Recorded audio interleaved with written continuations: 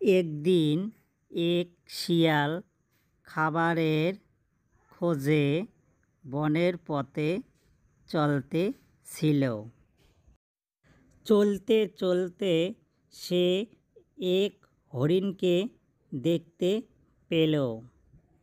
হরিণকে দেখে তার খাবারের খুব লোভ হলো।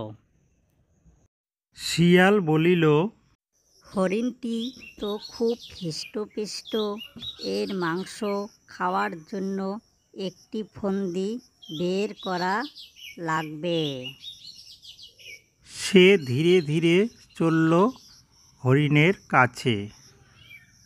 গিয়ে বলিল, খুব মিষ্টি করে, ভাই, অনেক দিন থেকে একজন বন্ধুকে খুঁজছি, কাউকে মনের মতো খুঁজে পাইনি। তোমাকে দূর থেকে দেখে এসলাম, তুমি কি আমার বন্ধু হবে? হরিণটি ছিল খুবই সরল, সে রাজি হয়ে যায়।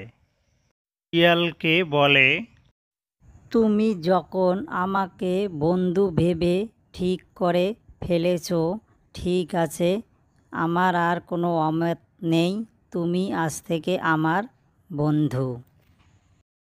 শিয়ালটি বলে, বন্ধু, তোমার কথায় আমি খুব খুশি হয়ে গেলাম। আমাদের দুজনার যদি কোনো বিপদ আছে, একে অপরকে আমরা সাহায্য করব এবং খুব আনন্দে থাকব। তারা কয়েকদিন একসঙ্গে আনন্দের দিন কাটায়। এদিকে শিয়ালটি ভাবতে থাকে সে হরিণের মাংস কখন খাবে। শিয়ালটি বলে, হরিণটিকে মারার জন্য একটা ফন্দি বের করা লাগবে, এইভাবে আর চলে না। হরিণটিকে গিয়ে বলল, বন্ধু, চলো বনের ওই দিকটাতে যাই, ওই দিকটায় অনেক চাষিরা আখ করে। তুমি মনের সুখে অনেক আখ খেতে পারবে পেট ভরে। হরিণটি বলিল, চাষি যদি চলে আসে তার জমিতে, সে তো তাহলে আমাকে মেরেই ফেলবে। শিয়ালটি বলিল, তুমি একদম চিন্তা করো না বন্ধু, আখ ক্ষেতের বাইরে আমি পাহারা দেব। চাষি আসা মাত্রই আমি আওয়াজ দেব আর তুমি চলে আসবে। হরিণটি রাজি হয়ে যায়। সে আখ খেতে গিয়ে মনের আনন্দে আখ খেতে শুরু করে দেয়।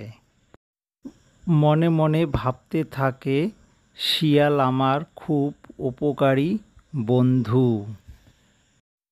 দূর থেকে চাষি হরিণকে দেখতে পায় এবং সে সঙ্গে সঙ্গে একটি তীর মেরে দেয় এবং হরিণটি মারা যায়।